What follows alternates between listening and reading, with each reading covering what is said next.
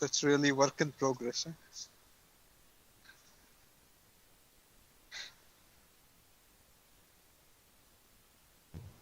Exactly. I still have 1 minute to make my slides. Yeah.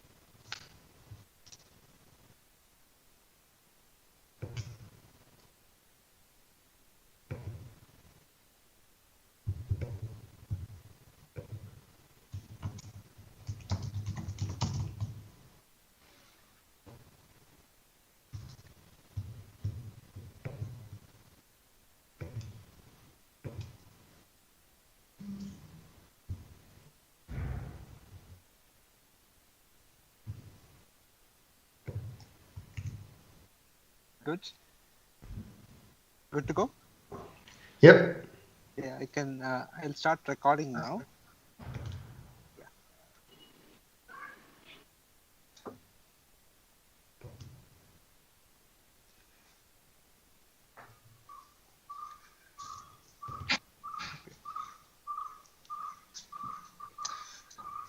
So good afternoon and welcome all. My name is Sandeep, a faculty member at the EC department at IISc. Today we have with us Professor Chandra Murthy, my colleague, who's a full professor in the department. Chandra obtained his PhD in 2006 in University of California, San Diego. He did his PhD with Professor Bhaskar Rao, and currently he's working on various aspects of signal processing for communications. He's also serving on the editorial board of three very prominent journals in our area, that is Transactions of Signal Processing, Information Theory, and Communications. So today he's going to talk about irregular repetition slotted Aloha. So without further delay, let me hand over the mic to Chandra. Chandra, all yours. Thank you, Sandeep. Thanks to both you and Varun for organizing this webinar series beautifully.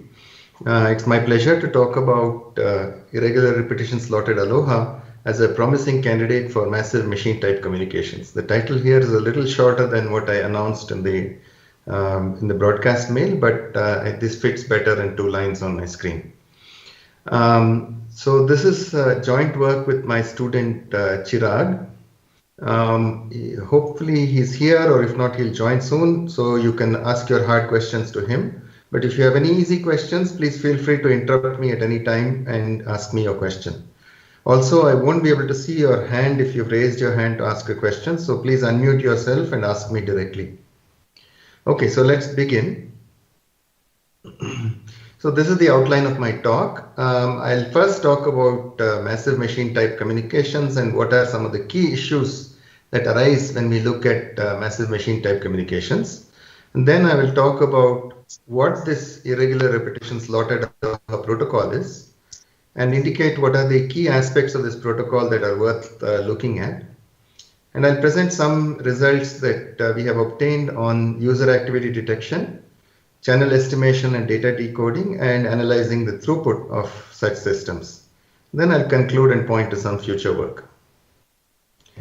Okay, so massive machine type communications is one of the key 5G use cases. The idea is that we would have a large number of devices, say 10 to the 6 or a million devices per square kilometer, which are trying to communicate to a base station to convey a short packet once in a while. So they sporadically send very short packets to the base station.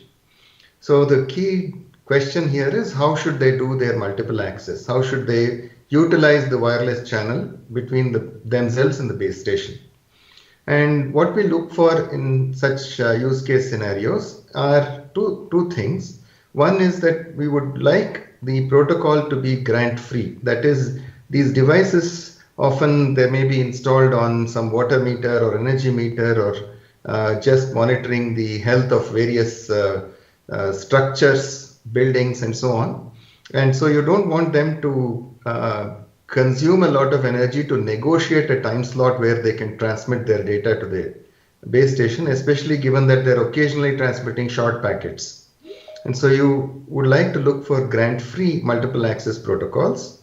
And you would like to also have protocols that are non-orthogonal. That is, these offer better spectral efficiency.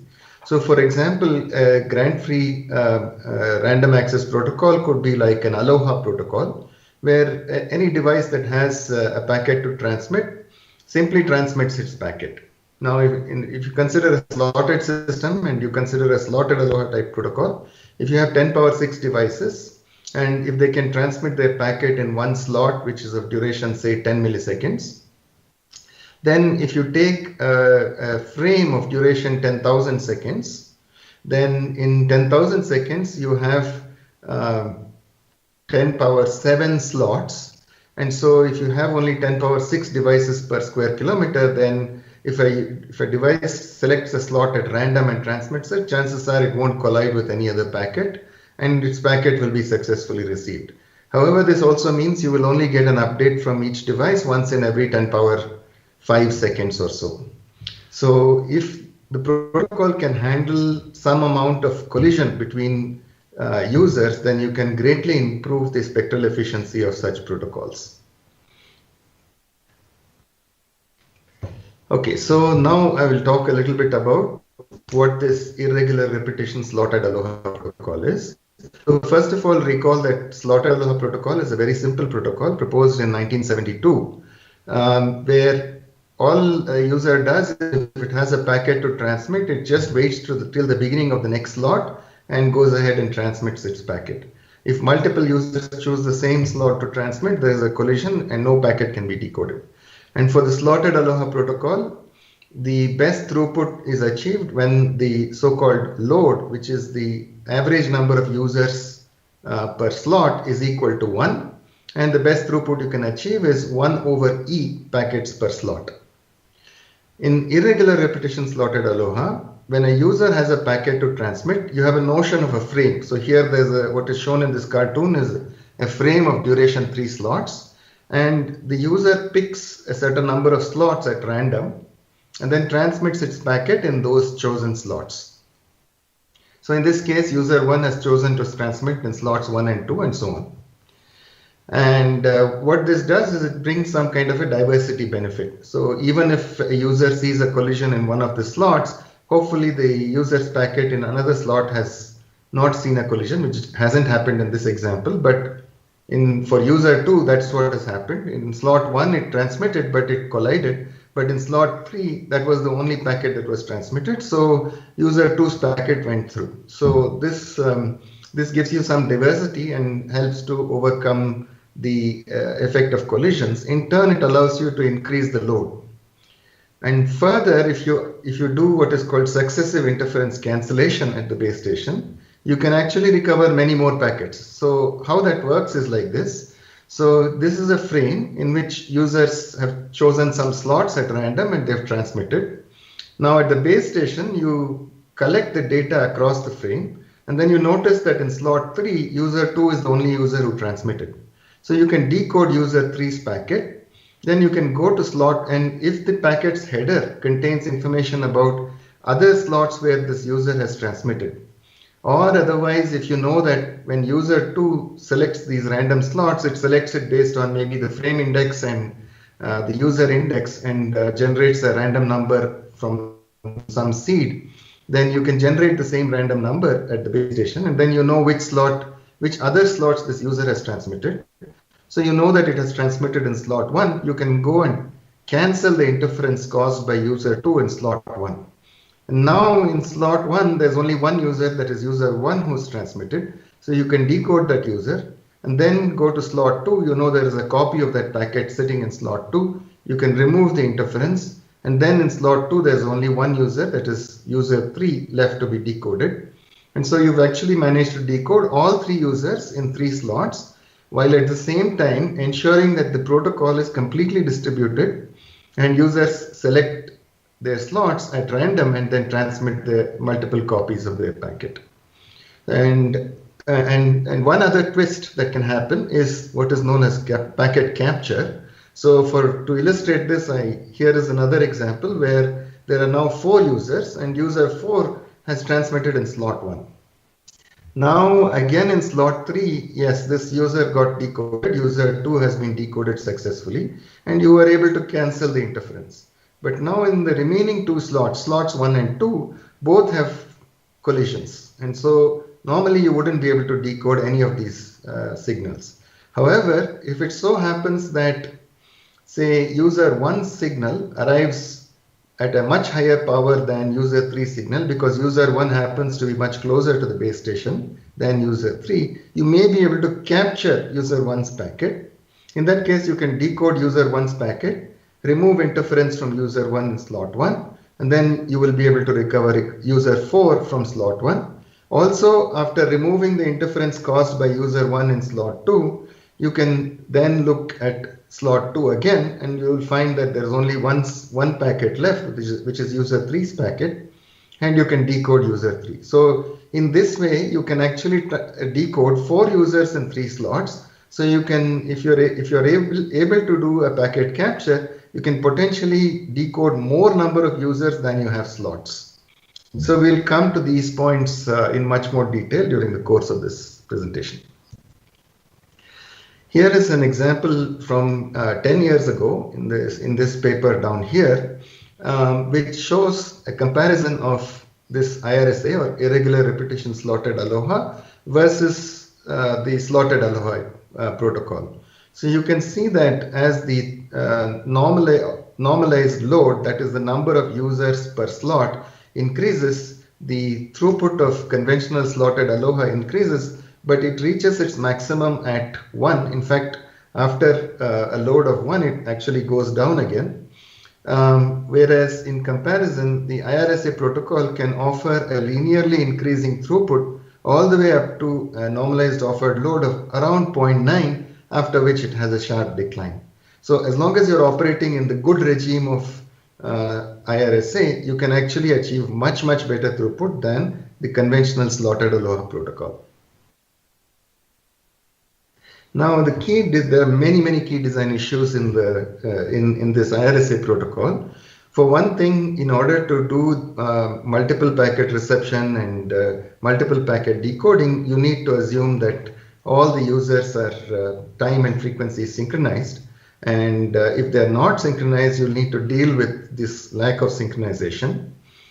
Also, as I mentioned, in the MMTC, massive machine type communication scenario, you have a huge number of devices, but they're all sporadically active. So if you take any one frame, only a small fraction of all those users will be attempting to send packets.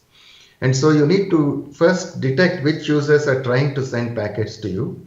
Then you should estimate the channel between those users and the base station. And then you have to decode the packets.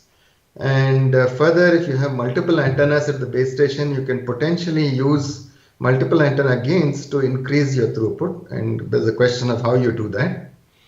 And the analysis needs to account for fading and path loss effects.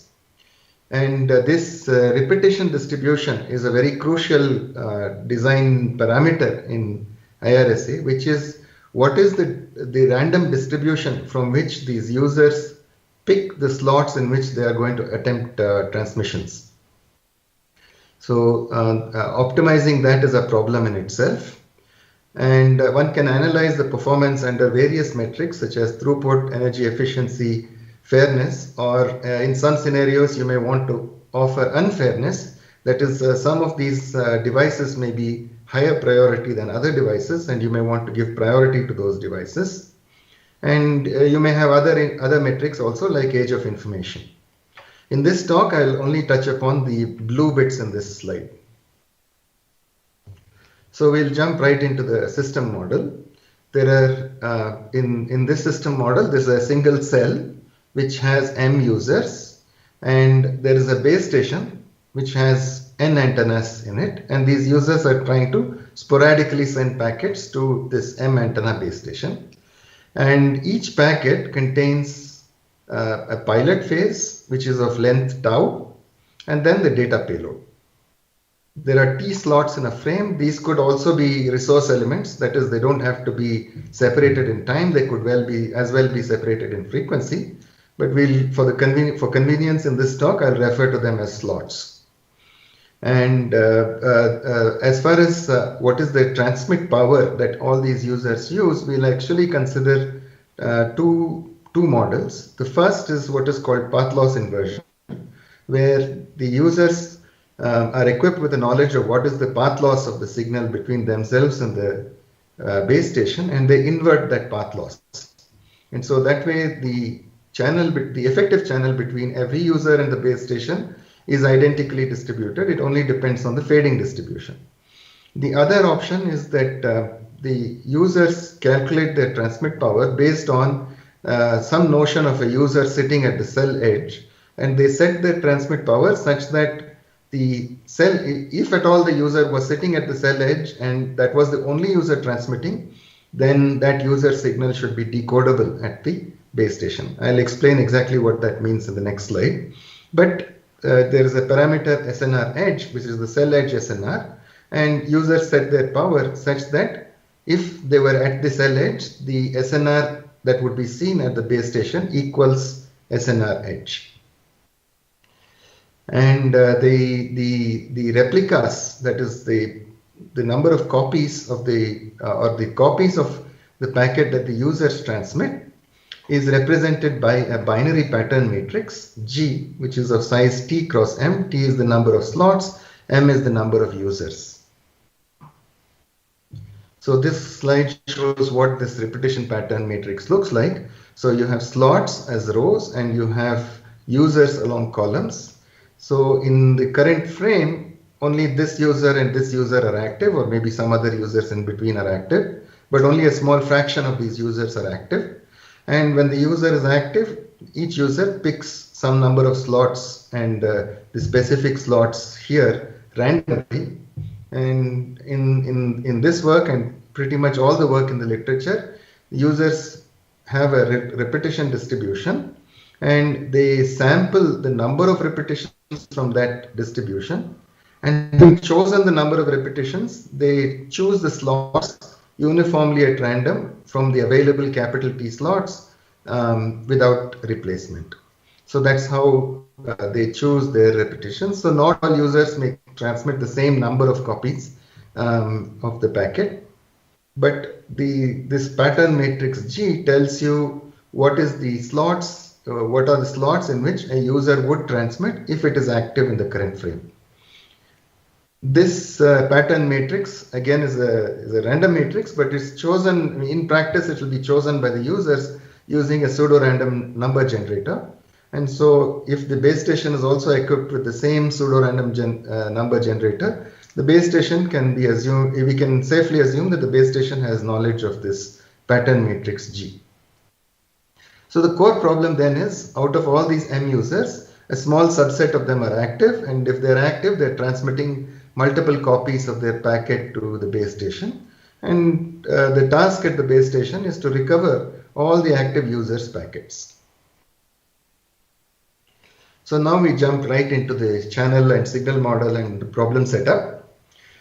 So the channel is modeled like this. The channel between the mth user and in the T slot and the base station is an n cross 1 vector, because the base station has n antennas with it, and that's represented by this vector H, which comprises of two components: the path loss component beta m, which is common across all the antennas, and the fading component VTM, which has IID, zero mean, complex normal, unit variance or sigma h squared variance entries.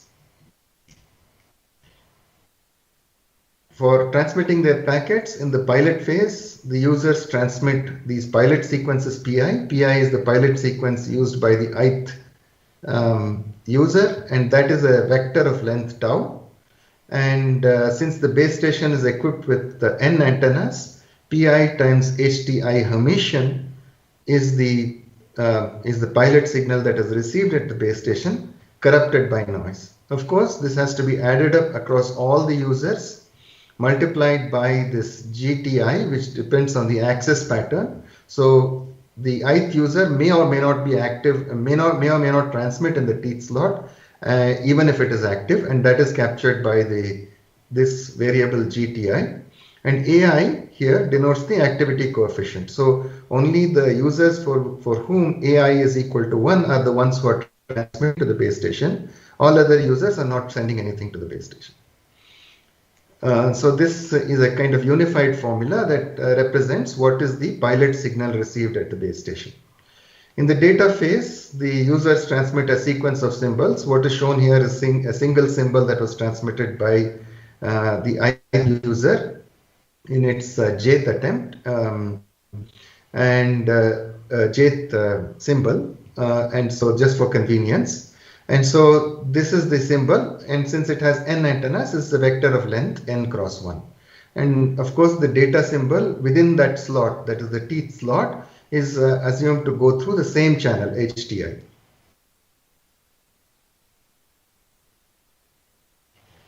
Now, we'll first talk about the user activity detection problem. So if you consider a base station that has, consider one antenna at the base station, then when the users transmit their pilot signal, the base station will receive tau pilot symbols. And this tau pilot symbols is a superposition of the pilot symbols transmitted by all the users who are active and who have chosen to transmit in the current slot. And so because only a small fraction of the users are active, and even among them only a small fraction of those users would have chosen to transmit in the current slot, this vector x, which is of length m by 1, is a sparse vector with only a few non-zero entries. And this matrix here is the pilot matrix. It's of size tau cross m, and its columns contain the pilot sequences employed by all the users had they been active and transmitting in the current slot. We're going to consider the scenario where tau is much less than m, so that the pilot overhead can be kept small. And so this becomes an underdetermined system of linear equations. And so one can use compressed sensing or sparse signal recovery algorithms to solve this problem, to detect or to find out which of the users are active and have transmitted in the current slot. When you extend this to multiple antennas, the case where the base station has multiple antennas, then if you consider a single slot where the user has made an attempt, then across the antennas, you will have the channel coefficients of all the user to the base station in the different to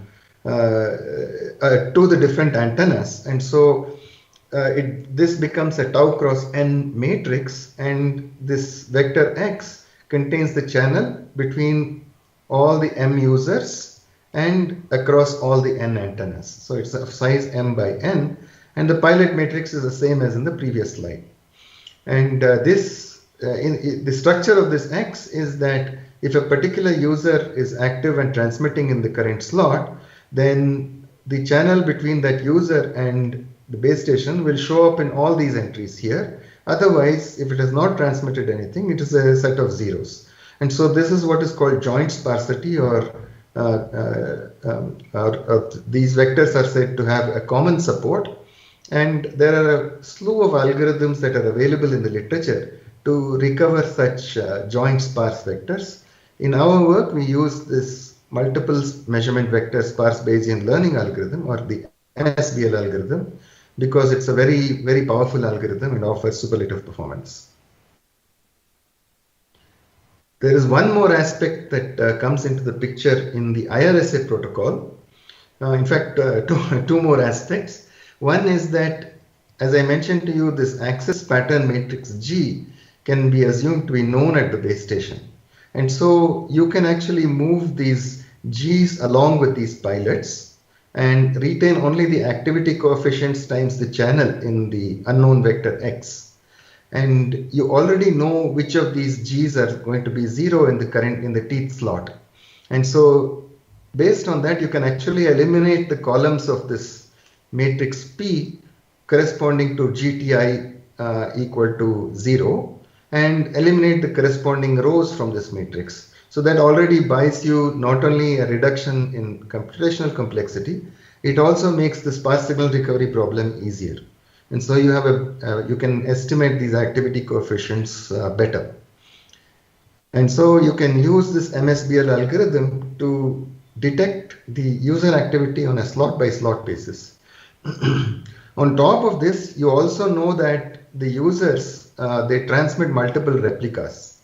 And so what you can do is you can look at the activity across slots. And if you've detected the ith user as being active in at least S of the slots, then you can overall declare that user as having been active. Otherwise, you can declare the user as inactive. This helps to avoid or reduce false positives in detecting the active users.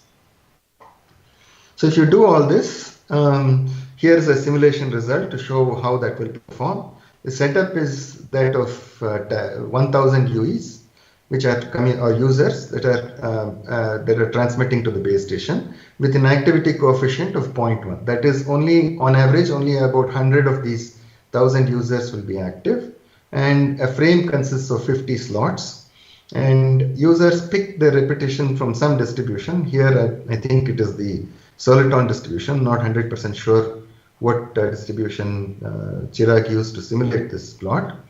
But some repetition distribution is chosen, and the pilots are also chosen at random. And the transmit power is set such that a cell edge user signal arrives at a specified power, which is actually the x-axis in this plot. That is the cell edge SNR. What is plotted is the number of errors versus the cell edge SNR. So as you can see, at very low cell edge SNR, you make lots of errors. That is about 150 errors in this case. When tau is 15, about 150 users are being misclassified as being active when they're not, or inactive when they're actually active. However, as you increase the cell edge SNR, it comes down. And also you can see what this plot shows is that as you increase the number of antennas at the base station, that can also help to reduce the number of errors.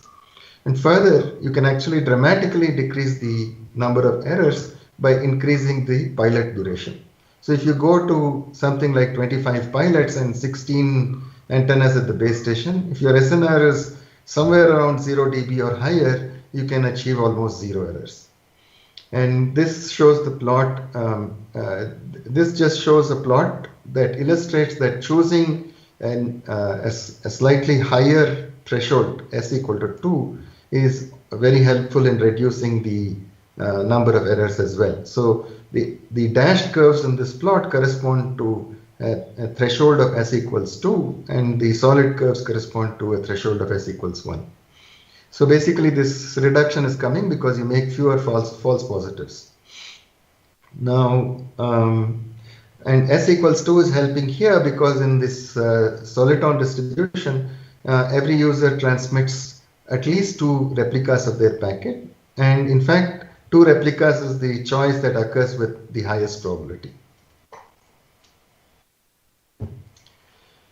So now, before I proceed further, I just want to reiterate the decoding procedure in IRSA. I illustrated it through that cartoon example a few slides ago, but this slide essentially writes out how the decoding process works in practice. So the way it works is it's an iterative algorithm. So you repeat a set of questions. Yes, please. So Nilesh, here, quick question. So Yeah. in this setup, every user has to transmit twice. First a pilot and then its data. Is that right? Yeah, a user transmits a packet, and the packet consists of tau pilot symbols followed by the data symbols. Okay, fine. Yeah, thanks. Yeah.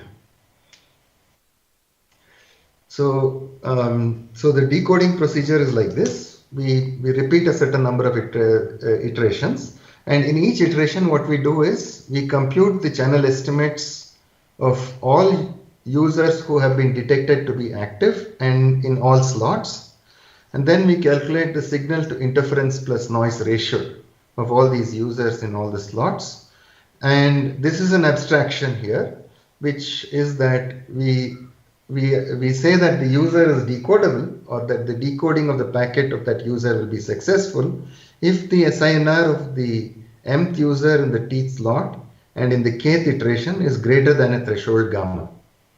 If this happens, then we mark that user as having been decoded, remove him from the list of users who are yet to be decoded, and then we cancel the interference caused by that user in all the slots where the user has transmitted. And you repeat this process till you can go through an entire iteration without cancelling any additional user. Because if you don't cancel a user, then cancel the interference from a user, then your channel estimates will remain the same, your SINRs will remain the same, and therefore you won't decode any user going forward. There is no point in running any further iterations of this algorithm. Okay, so now in the previous slide I told you that we have to first calculate the channel estimates and the SINR. So I will elaborate on these two steps in the next few slides. So for channel estimation, I need one notation. Let SK denote the set of users who are yet to be decoded in the kth iteration. Then we can first post multiply the pilot signal by the pilot sequence employed by the mth user to obtain a processed pilot signal, YTM. This is P stands for pilot and K stands for the kth iteration. And that's given by the sum across all the users of the channel times the inner product between the pilot of the ith user and the pilot of the mth user plus noise. And these factors just depend on the activity of the ith user and whether the user transmitted in the teeth slot or not. That is the pattern matrix. So this form is immediately now one can directly use minimum mean squared error channel estimation and write out the MMSE estimate. The MMSE estimate is simply a scaled version of this pilot signal, and the scaling factor depends on the signal power of the user you're trying to estimate, that is the mth user, that is the numerator here, and the interference caused by all the other users and the additive noise, which is the denominator here. And this accounts for the fact that these pilot sequences may not be orthogonal. And in these massive machine type communications applications, it's very important to allow for non-orthogonal pilots, because if you could potentially have 10 power 6 devices per square kilometer and you want to ensure that the pilot sequences are all orthogonal to each other, then your pilot sequence itself will have to be of a length equal to at least 10 power 6. And so you don't want to use such long pilots. So you would use much shorter pilots. For example, I'll show you examples also in later slides where we are using far fewer number of pilots than the number of users. So it accounts for the fact that the pilot sequences need not be orthogonal to each other. And this is the minimum mean squared error channel estimate. Now, once you've estimated the channel, you can move on to data detection. To do that, you take the data signal received in the teeth slot, which is given by this formula here, which is also what I showed you earlier, except that I'm accounting for the fact that as the iterations proceed, you may be removing interference or cancelling interference. So only the signals transmitted by the active users who are transmitting in the current slot and who have not yet been decoded, that is this SK here, are the ones that show up in the formula for YKT. Then you can, since you have an estimate of the channel, you process this signal by a vector ATMK, where this matrix AK has ATMK as its mth row, and it can be, there are various ways of finding this matrix based on the channel estimate. What is shown down here is the well-known regularized zero forcing combiner. And in fact, the maximal ratio combiner and the zero forcing are special cases of this. You get the maximum ratio combining by making this regularization parameter lambda equal to infinity. And you get the zero forcing combining by making lambda equal to 0. Then it's just the pseudo inverse of the estimated channel matrix HTK. So you process the received signal by this ATMK Hermitian. And once you do that, you can write out the received signal in an expanded form like this. There are many terms here, but I'm parsing it out down below. So it contains the desired signal part, which is going through your estimated channel. So H hat TMK. And this is the desired signal part, that is the mth user signal going through the error in your channel estimate. This is the interference from users who are detected to be active. This is the interference from users who have been missed but who are nonetheless active. And this is the additive white Gaussian noise.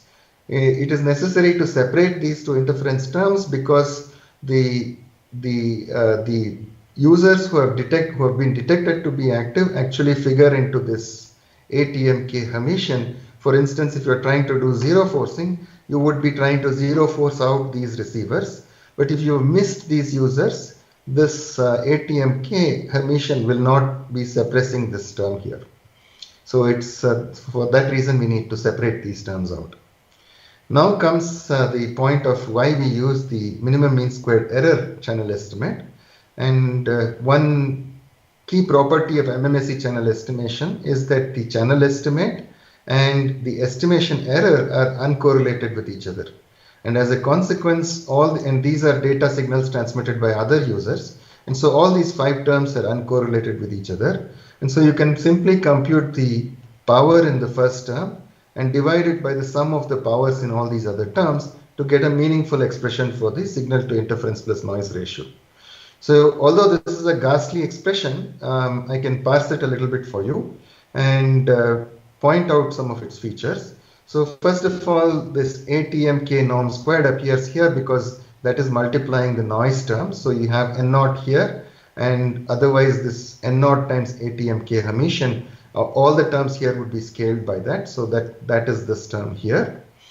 And you see that the A hat M times AM is appearing in the numerator, which means that the SINR will be non-zero only if the mth user is actually active and was also detected to be active in this slot.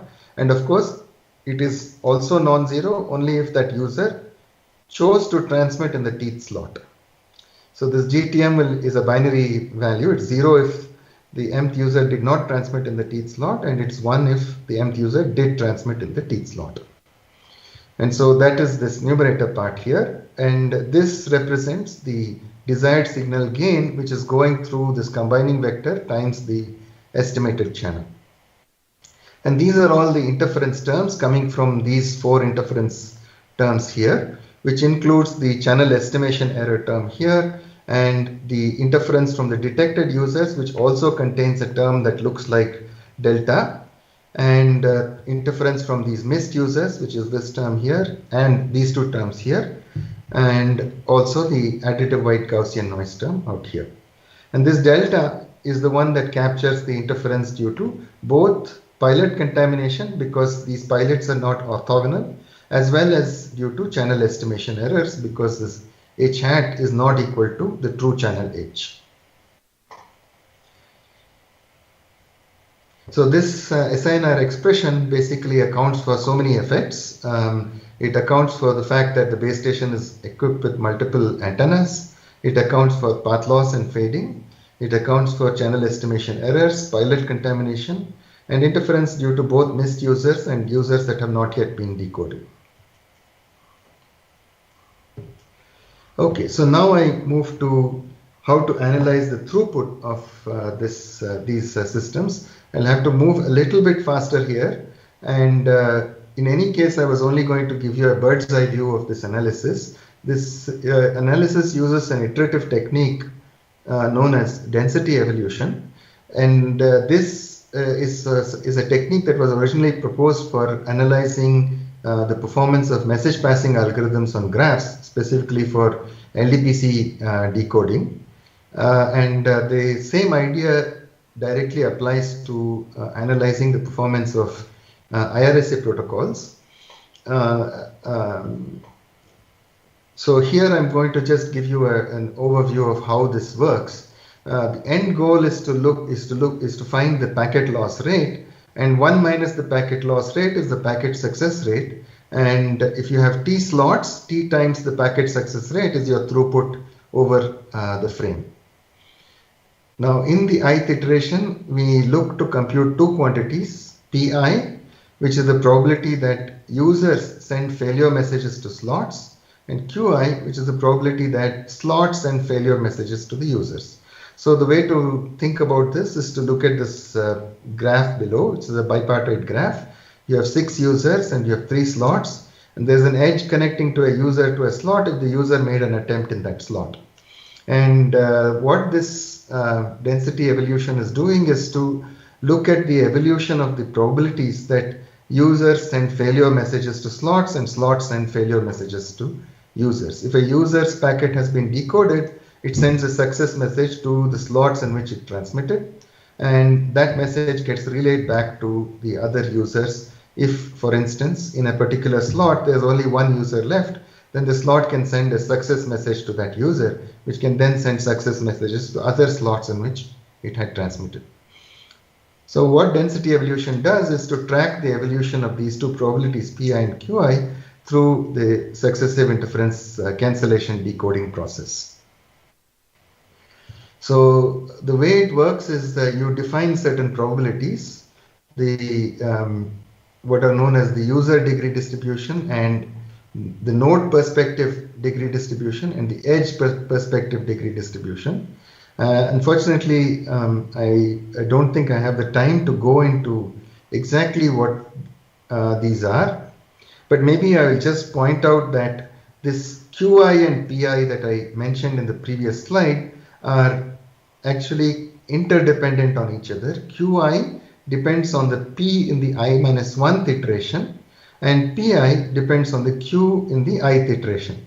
So you start with some pi and some values for p0, and then you compute the qi's, and then you plug that in here, and then you compute the corresponding pi's, and then you iterate between these two. And after a number of iterations, let's call that p infinity. Once you have p infinity in your hand, the packet loss probability or the packet loss rate is directly a function of this pi. So in these two formulas, there are two things that feature in these formulas. One is the this lambda d, which is actually dependent on the repetition distribution chosen by the users. That is, phi d here is the probability that a user transmits d replicas. And so this is something that you choose. And once you choose this lambda d gets fixed. And there is also this rho c and theta r. This rho c can be computed also as a function of this collision factor c here. It's an easy calculation, but the main thing to worry about is this quantity theta r. And unfortunately, I can't explain how these formulas arise, but they are actually standard formulas that arise in the density evolution formulation. This crucial quantity theta r is the probability that you're able to decode a reference packet in a slot which has r collisions, with using only intra-slot SIC. That is, you're allowed to cancel only within the slot, but you should be able to decode a reference packet in a slot which has already seen R collisions. Unfortunately, because of our complicated expressions for the SINR, this is the quantity that needs to be evaluated via simulations. But once we evaluate this theta r, this can be done offline, and you just have to compute theta r for various values of r, and then you can do the density evolution iterations and calculate p infinity. And then from that, this packet loss rate is just this polynomial evaluated at p infinity, and that gives you the packet loss rate. And the load times 1 minus the packet loss rate is the per slot throughput that you will see in the IRSA protocol. So that's about the throughput calculation. One question, Chandra. Yeah. So, yeah. How do you ensure that those recursions actually converge? Do you have any result on that? Yeah, so there is theory on this, but I think the conversions of those recursions, it depends on the repetition distributions you choose and so on. So I, to be honest, I don't know. I'll have to look it up. Under what conditions you can say that these recursions will converge? So it's a good question. Off the top of my head, I don't know the answer to your question. Can I add something, sir? Yeah. So there's actually a condition for convergence. It's like Chandra said, it depends upon the distribution and so on. We have not analyzed that in our work so far, but there's definitely a condition in which you can talk about the distributions as well as the load of the system, and based on that you can actually decide if Pi and Q actually go to 0 or they go to 1. So it's not, we are not explicitly analyzed it so far, but it's there for the density evolution process. Okay, thanks. Hi, Chandra. I had a question here. Can you hear me? Yes, Vijay. So yeah, so this is very interesting. What I was thinking is that even if you look at an LDPC code, right?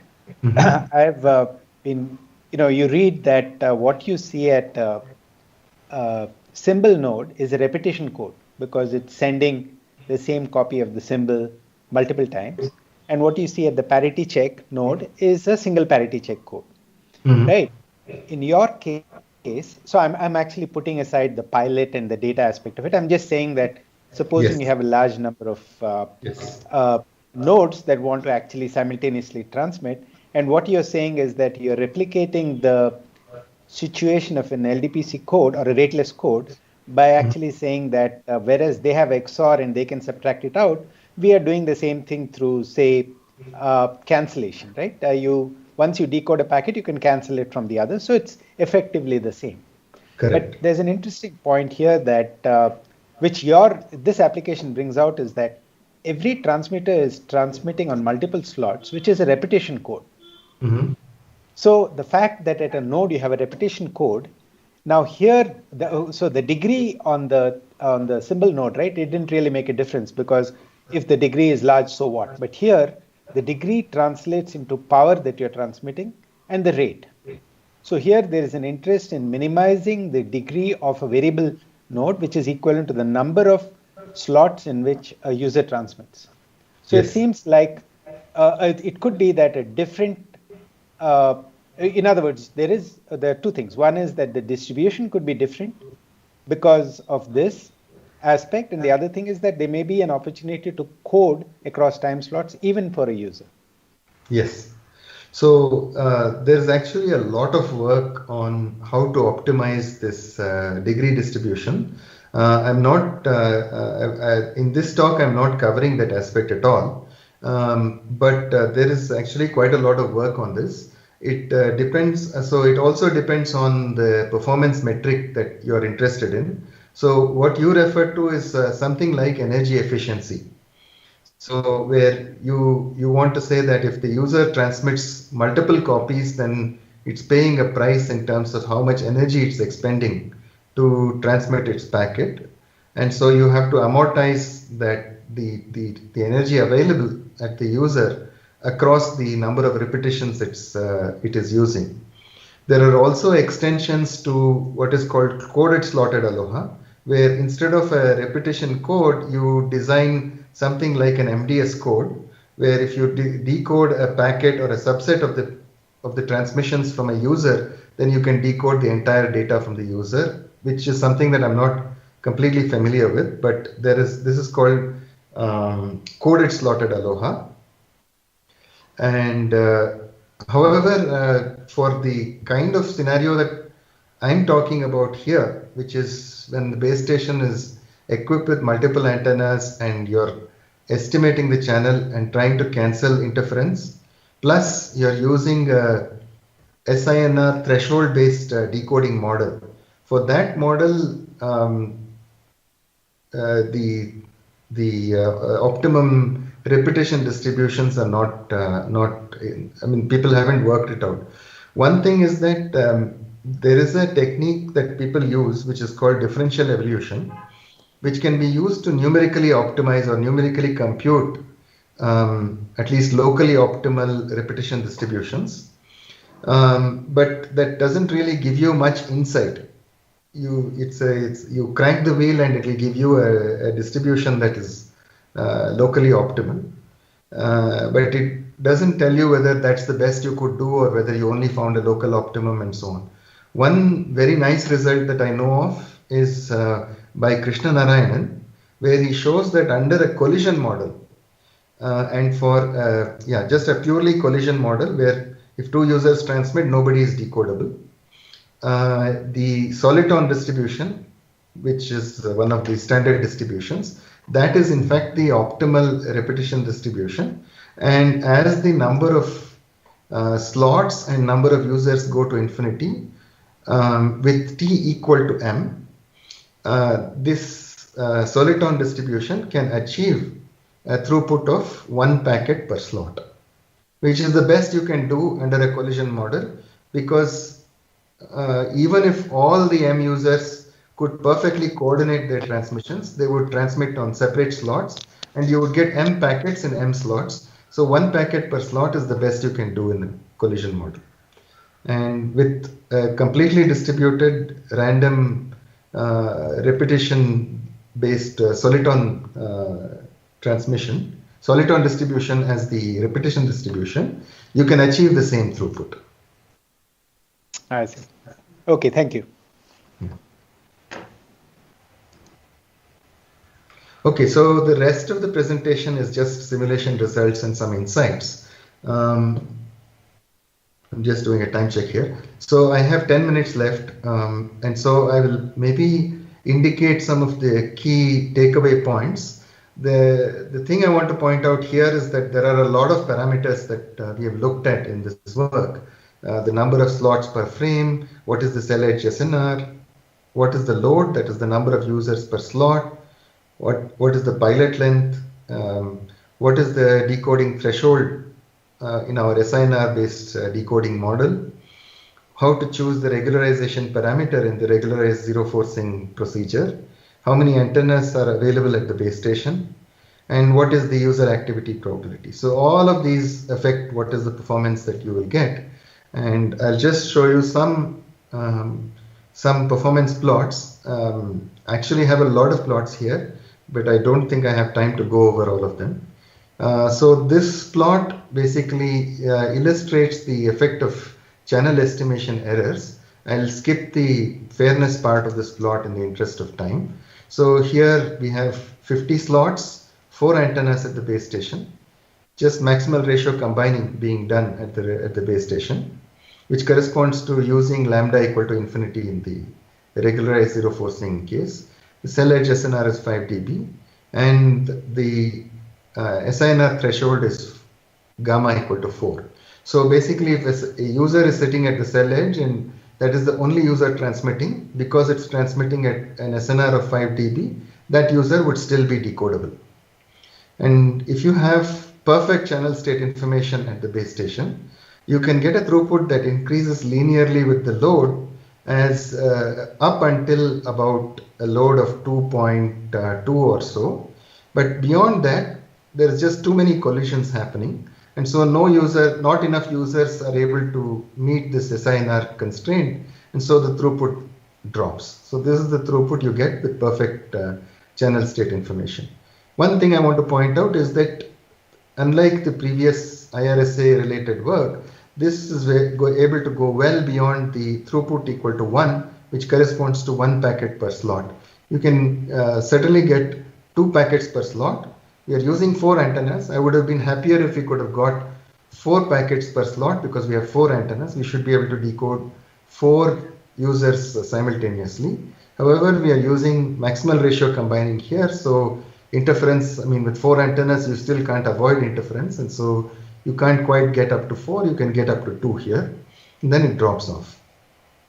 If you account for channel estimation errors, but every user is allotted an orthogonal pilot, then you can pretty much follow the curve all the way in its linear regime. But when the load becomes too large, it kind of drops off a little faster.